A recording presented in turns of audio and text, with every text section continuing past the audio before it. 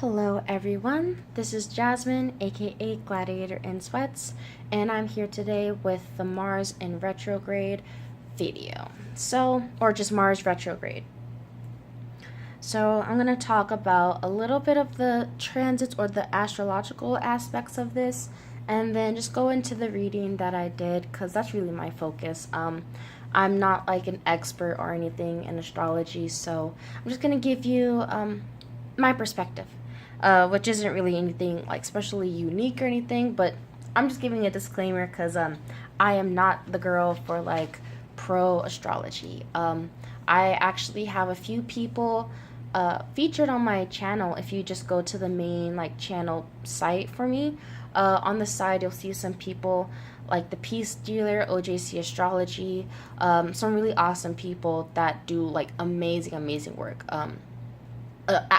Astrology wise. So just gonna go ahead and get into it. So today I'm doing this as of Wednesday, but Mars went retrograde yesterday on Tuesday, I believe. And so Tuesday was when Mars actually really started stationing, and I believe at the middle of the night or into this morning as of Wednesday is really appears retrograde to us, at least from Earth, where it appears as if it's going backwards. But as far as how that pertains to us, it's like a timeout. Mars is that aggressive, the ambition, the desire to go, and to do. It's that action, that masculine energy. And so with this being retrograde, or kind of being more turned inward, if you will, it's more of a timeout time, a time to really review those sorts of Mars aspects, as far as our aggression, as far as our drives, what angers us, the things that we assert ourselves about, our assertiveness in general, all of that. Also with Mars also kind of playing into that sexuality part as well, I feel as if people are also kind of looking at the way they're, as far as like societal's roles, as far as what it means to be, masculine, or what it means to be assertive, or what it means to do, what actually means to do something. I feel like all of this is kind of being called into question over the next 2 months. This will end, I believe, August 29th? I believe it's August 29th. No, August 27th.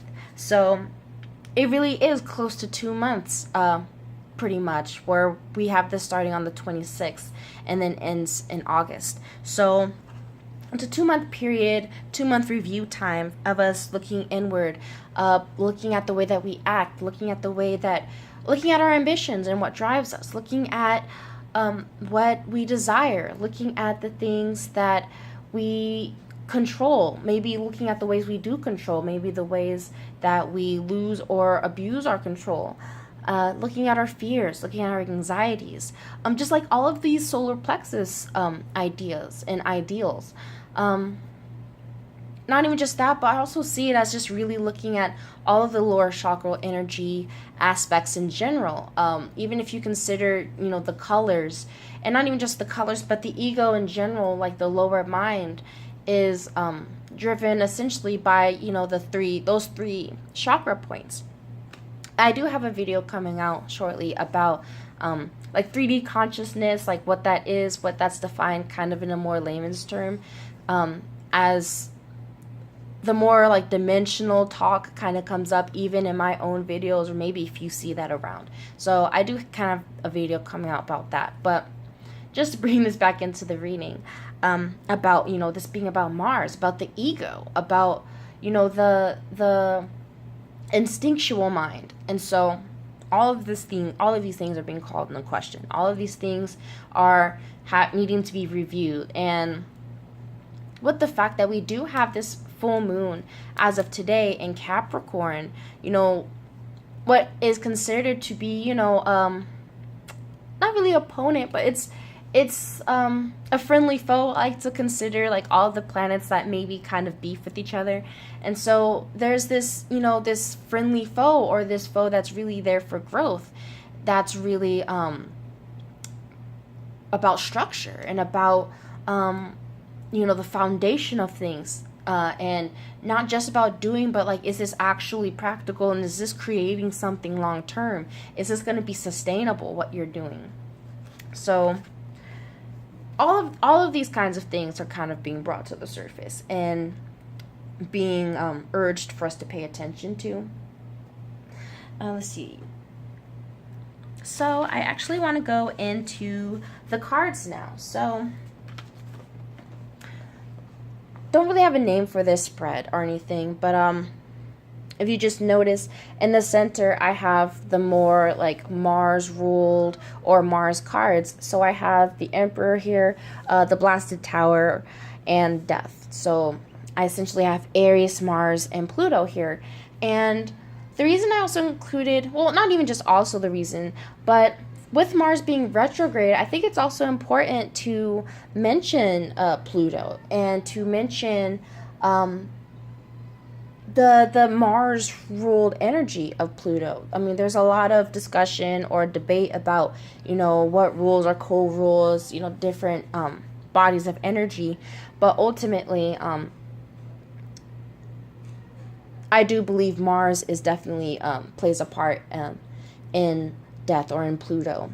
I mean, it has to. So, I mean, it's a catalyst. There's a need for a catalyst for there to be some sort of transformation anyway. So, essentially, this read is just about what's going on with these energies, what's going on, what's being brought to the surface, or just what it's being, what is currently, driving these energies as we're in this retrograde period. So I'm just going to do this section by section, since I don't really have a big enough table to do this like I would like to. But here we have with the Emperor on a card on both sides. So we have Seven of Wands in reverse on one side, with the Wheel of Fortune in reverse on the other. And so here, I think it's important to just even note that both of these cards are in reverse. So I think that's just an additional emphasis on this being an internal, like this energy being driven internally as opposed to externally and being projected. And not just that, but I actually see this in a few different ways. I actually have... excuse my children in the back. I have like an initial reading, and then I did another look through, and I kind of am seeing this on like a macro and micro level. So I'll just do it and give you both sides of I'm seeing it. So here I'm seeing this as like as I've mentioned before, the rising of the Kundalini energy. What I like, or what I am drawn to, is the Mars symbol, and this is technically Leo, but it's impossible to not note that this is Mars with the North Node, and the fact, or the South Node, I mean, and the fact that this is actually opposite Leo, it's just very interesting and uncanny how this is looking to me. So I definitely I definitely resonate this with the rising of the Kundalini, plus with the serpents here. The serpents as well as the eagle wings, both of these being more of the unknown nature, more of the dark nature. And as you see normally, when this is right side up, the end of these are these lion tails. And so with this, again, this being right side up, I see this as, purging and clearing starting at the root chakra, and as it goes up, through to the heart, clearing the heart, opening the heart, going up to the throat, through, and there aren't only 7 chakras, but just to talk about these, energy points that people are most comfortable with. So as it goes up through, through to the crown. So I see this, as a clearing of obstacles that is not just divinely timed, but with this Wheel of Fortune here, I see it as a turning of the tables. And so the other way I was seeing this, with this being the Emperor, this being about the power and about, control. I also took notes of this being about those that are in power in a micro and macro level, as far as, those that control like government structures and things like that, but also on a micro level on, in our personal and interpersonal relationships. And so I'm seeing at those that have been ruling with this more darker power of kind of maybe manipulation, or just their power being power through others. It's not really a self-power. And I'm seeing this as people are taking their power back. And so they're losing what was, quote unquote, their power. And this is all due to the changing of the game, a spinning of the table, a reshuffling of the cards.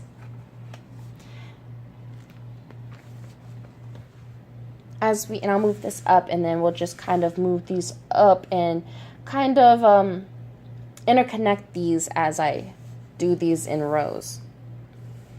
So next we have the Tower, the Blasted Tower, which is important. I think that's an important difference with this card. It's the Blasted Tower. It's acknowledged the tower has been blasted.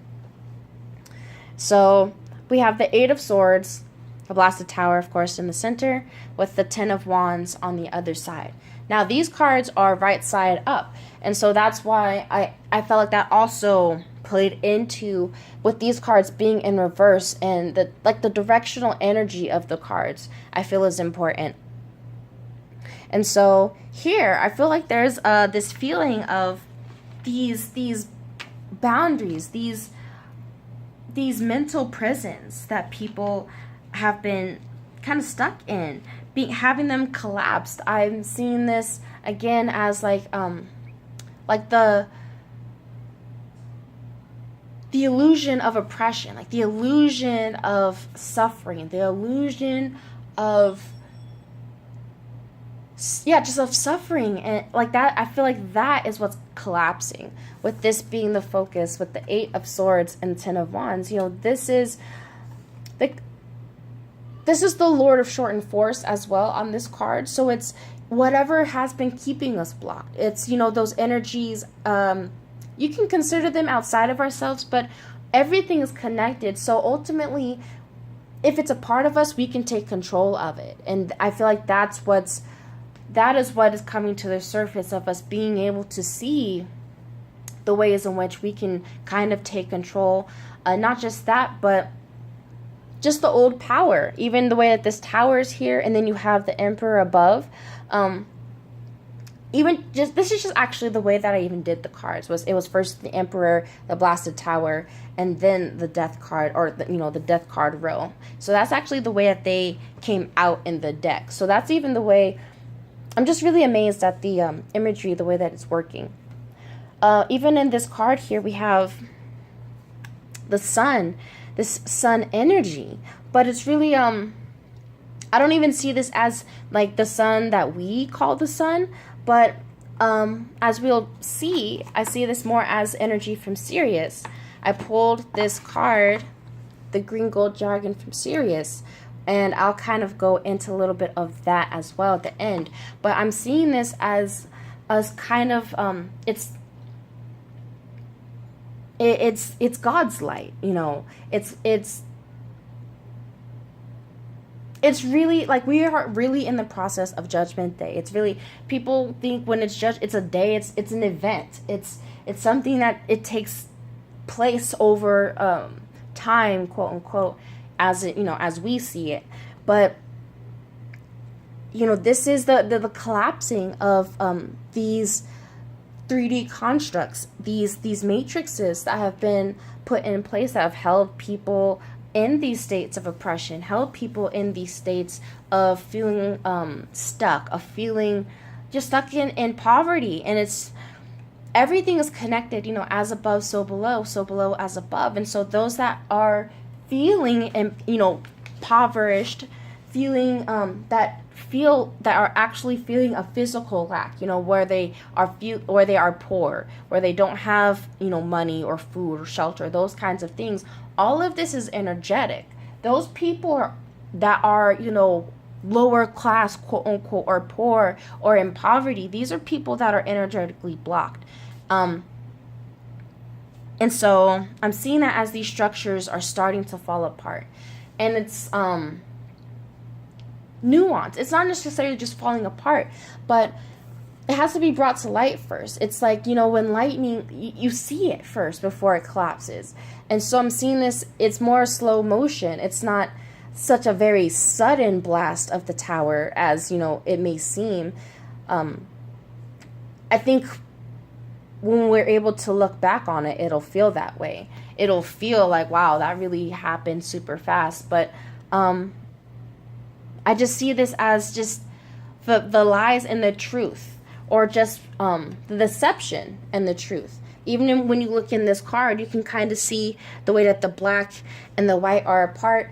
And the deception has a place in everything. So it's not about being like mad about the deception having taken place. I would consider that a misguided use of our energy. Instead, I want to bring the focus to the fact that we were blocked, or that we have been blocked, or that we have been working through these blocks, and that it hasn't been just us. It hasn't been, oh, we are just terrible people, or we're just lazy people, or we're just, it's ignorance. Ignorance isn't necessarily bad or good, it just is what it is. It's when you don't know, when you are in a lack of knowing about something. And so you can only speak from a certain level of knowing. But I feel like that's what's starting to take place, is that there's a new knowing. And so as we go into the Death card here with the Five of Cups and the Sun here next to it,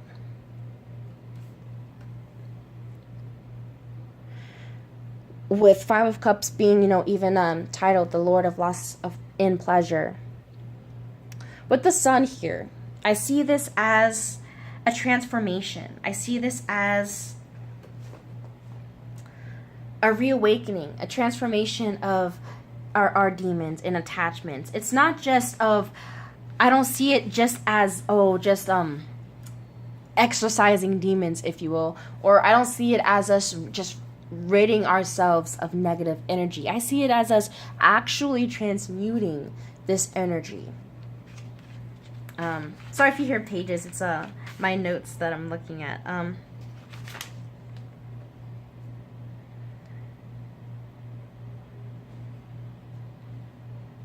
Yes, that's what energy blocks that are brought to awareness to be alchemized and changed forever. So, and I say this, I feel like we're really changing. When we change our mind, like, everything's connected. So it's like, even if you want to consider it generational, when you change your mindsets and you change your patterns and your behaviors, that also changes the future's, patterns. You don't really need any kind of rocket science or anything to notice that. Even when you pay attention to history and just seeing the changes and seeing how, when one generation makes this change or they do this or that, and how that affects the next. And so ultimately, you can see that in the same way here, that issues surrounding separateness, issues surrounding the illusion of separateness, all of these ideas of the good versus the bad, or like winners and losers, and this idea that someone has to lose in order for someone to win, like all of this, I feel like all of these kinds of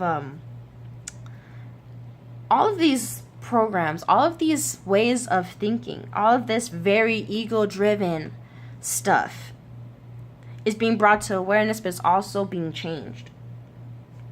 So I feel like that's also why something you do hear often with people as of late, not even just this year, but what people have been saying is, oh man, like this generation, or just like, these days, everything just seems worse than it was before. And it's just no. And I mean, I've said this, before, nothing is different. Nothing has changed. All of these things were happening. You just were not aware. And, even when you want to talk about very political things like, police brutality and all of the deception in politics, or in anything, in any industry, in any faction, in anything. Because, you don't have to be involved in politics to see, deception within your own life, or see how, power is manipulated or controlled. And see how people are kind of allowed to get away with it. But that's no longer going to be so. And again, just to bring it back to a more personal thing, I do see this as, our own sadness and deceit and shadows being brought to light for us to really deal with them. So whether it's things that have happened in the past and we've never, you don't have to physically revisit, but never even maybe mentally revisited some of our pains. Maybe because they were too hurtful and too painful at the time, which is why we may have forgotten them in the first place. But, everything happens for a reason, and I don't believe that we get anything that we aren't really able to handle. And so things that are maybe coming back up, I feel like now we're more powerful, and not just more powerful, but we're more understanding of the nature of this experience called life, to kind of really learn the lessons that need to be learned now. Let's see. And also just the awareness of other consciousness is changing. We're awakening our awareness by opening our hearts, by bringing sight to what does block us, which is ultimately fear. The fear of the unknown, in all regards, whether it's we don't know what will happen if we do this, or whether it's because we've never been here before, we've never experienced that before, and we've never seen that before, so we don't know how to react, and a lot of our reactions can be out of fear. And so we're really unpacking that. The way we're experiencing emotions is changing, and it's changing through self-awareness. So, and even just the bottom of the deck, the bottom of the deck, the first 3 cards. And then the bottom underneath all that. So we have the Lovers. 6 of Pentacles has been coming up. I think that came up for the weekly. That's been coming up all the time throughout this past week. And then we also have 6 of Cups. So we have 2 6s. We have the Lovers. And then bottom of that was the Devil. And so, again, I'm seeing this as, there's a changing of power. There's a shift going on. It's a huge energetic, shift. And you can even just see this with this Capricorn energy, Lord of the gates of matter, of what matters, of the earth. And even you can see what bounds us to earth. You can consider that things like gravity, or you can consider things that bound us to earthly things, or bound us to 3D things, like money, like sex, like, drugs, like those kind, just all of these things that kind of can delude us into thinking we have power because we have these finite things, or because because things look a certain way.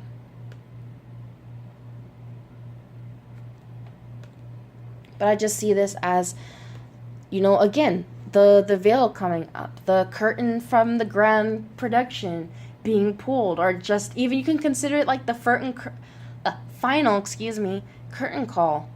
The final curtain call at the end of a show, where you get to see everyone, and then sometimes they'll pull out like the light people and the the stagehands. So be like, okay, let me show you the people that were behind the scenes. Give them a round of applause. And I feel like that's kind of where it is. It's like, all right, so now it's time. It's time to see to see what's been going on. It's time to show you. And that's kind of the way that I'm seeing it. It's just like, it's all part of the plan. So let me look at my time. All right, 25. So I actually think I'm going to, you know what? I think I might have time to make it before the time cuts. So the cards that I pulled for the Oracle, I pulled two. One from the Dragon Oracle and one from the Angelarium deck, the newest deck that I've received. And so the cards that I pulled, I want to show those first before I get into reading any passages or anything. As I mentioned earlier, we have the Green Gold Dragon from Sirius, and then I also have Angel Ramiel, the Angel of Visions. All of this is just very, very beautiful and magical and very divinely connected. So just to touch on this card, it says, brings universal knowledge to your spiritual pathway. Learn about spiritual technology. Be a transmitter of sacred knowledge. So that, just off top, brings universal knowledge to your spiritual pathway. Of bringing, it's not earthly, it's universal. We're talking about knowledge that's not of this world. And learning about spiritual technology. And so what I think of even just with spiritual technology, I think of the transmutation of energy, the manipulation of energy, the ways in which it's used, good, bad, and indifferent. And then being a transmitter of this knowledge that you come into. So it's really interesting. I actually have, I have Sirius right on my ascendant. Or, no, I have Osiris right on my ascendant. And so I really feel this very strongly about being this transmitter of sacred knowledge, of being this, of being this transmitter, of being this being of sacred knowledge to give to others. So let's read the passage here. And I think I actually will cut it just so it doesn't cut me off. All right, here. All right. Drawing this card suggests you invite these luminous beings to swirl around you, touching your chakras with the sacred geometry of the universe. Then ask them to tune you in to any aspect of higher knowledge you wish to bring forward now. Sit quietly and allow this to happen. You may receive a download of information, or various keys and codes you carry in your soul may light up. If so, you will become a transmitter who broadcasts sacred knowledge, though you may not be consciously aware of it. This is a very powerful dragon, so notice subtle changes in your thoughts and attitudes. Your dreams may reveal memories from your travels with the wonderful green gold dragons from Sirius. So even that end part makes me think of past life recall for any of those that may have been having any interesting dreams lately. So the first thing before I even talk about this, I wanted to actually talk about Sirius because I felt like that was really important. Because I actually took a few notes on this constellation. Let's see. So Sirius is known to be like the brightest star, even brighter than our sun, and I believe twice as big as our planet. So it's actually really big, and so it's also considered a few different names, like the headquarter of God's light. It's also called let's see.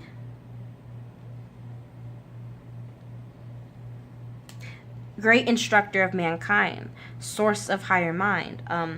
It's the higher, actually considered the higher presence of our entire solar system.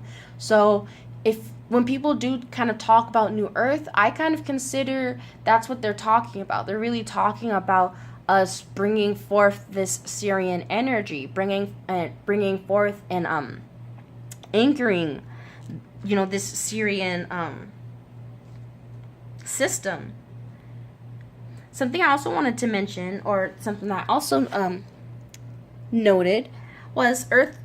So when you do note the fact that this is actually brighter than our sun, you can consider that the Earth receives light from two suns, from what we call the sun that brings forth like the more orange or the golden light, and Sirius, which actually brings more of a blue light. And so these are considered, ray 2 and ray 1 respectively. Ray 1 being divine light, and ray 2 being divine love, divine compassion, the heart, the open heart space. And so I wish I had actually brought it. I meant to bring it up here to show that the sun card in my Dragon Tarot deck, I was looking at it yesterday in the reading, and I'm noticing it had two suns. It had one that actually did shine brighter than the other. Like, it was actually depicted that way. And now that I, am reading all of this information, it makes a lot of sense to me. And I'm seeing this as, Syrian knowledge being reawakened. The ancient Egyptian knowledge and gods and deities being reawakened.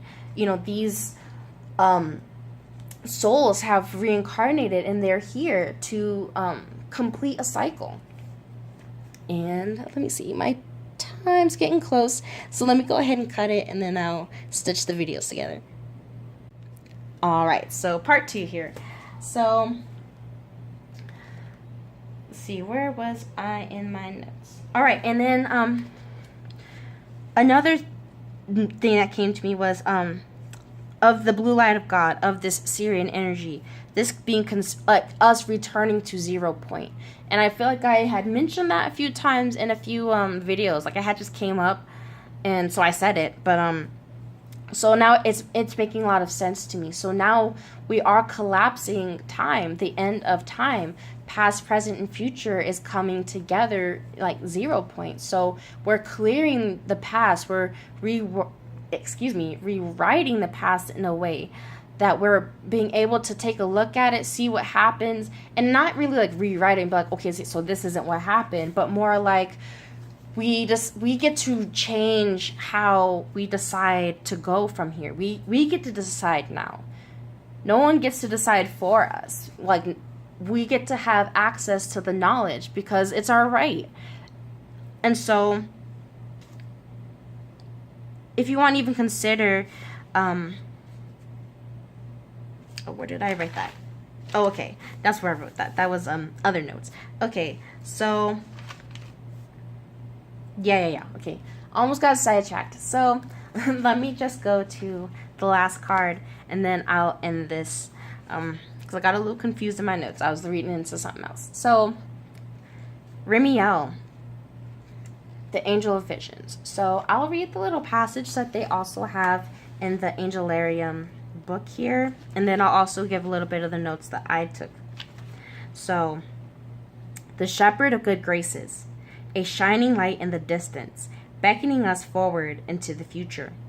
The green pastures beyond the next hill are hard to see. Remiel assures us that things will get better.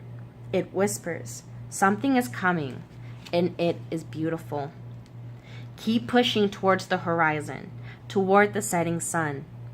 As the light fades, you feel as if someone is watching you. Far in the distance, you see a lone figure walking, a dove on its shoulder. You stop for a moment to marvel at this vision. Then you move again. It is gone.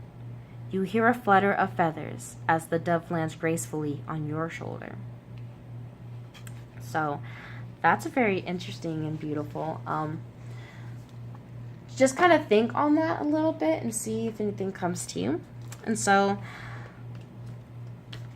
just reading about Ramiel, for those that may not know much about the Kabbalah or have never read it or any of that, he's one of the angels in the Book of Enoch.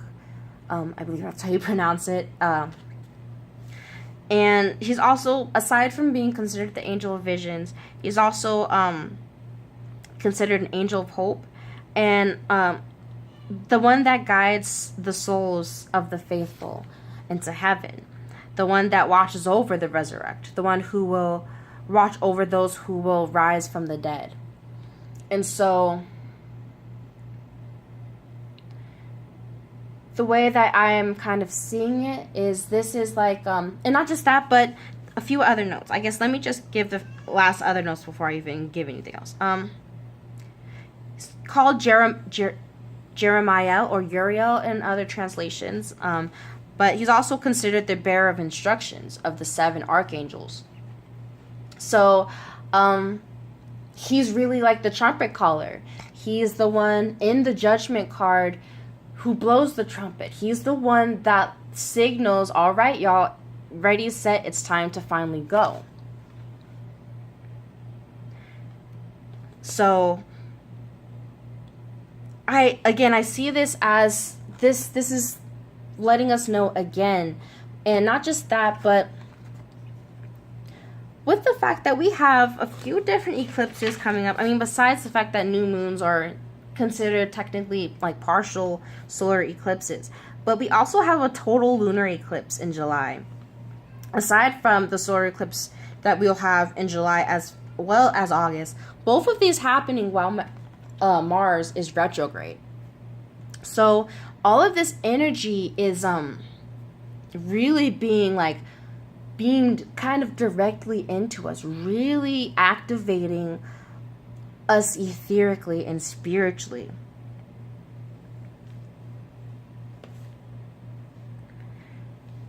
And so it's through this, it's kind of having to shake off the weight. It's kind of, and not just shaking off the weight, but it's, if you kind of imagine something that's been sitting still a long time and it collects dust. And so I'm just imagining that's just kind of what was in place, is like there's kind of a shaking off of the dust, and as the dust kind of shakes, you kind of have to see what you're shaking off, right?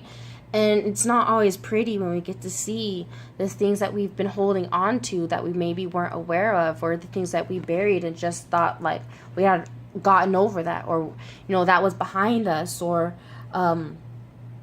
whatever the case may be for us, in our own personal day-to-day life and our own individual journeys. And so I think that's actually it. Yeah, I'm gonna just end it at that to try and make this not too long. So I want to say thank you for watching this. Thank you for all the subscribes, the likes, the comments, the shares, all of it. I'm so appreciative. So, feel free to share with anyone that you think this might resonate with or might need to hear something like this. And yeah, check out the description box as always. You can check out my daily readings that I put out every day, obviously. You can check out the weekly forecast I've done for this current week as well. I've got a few other videos in the mix that will be coming out shortly as well. So I'm just getting them out and getting things done. So I'll just end it there. I look forward to talking to you guys again. I guess I'm thinking of maybe doing a Mars Direct video to kind of conclude or just talk about maybe some of the things that came up. So I guess that's it. I hear my son banging on the door, so I guess that's also my divine sign. I gotta go. So until next time, so much love, many blessings to you all, and I hope you have a great day. Bye.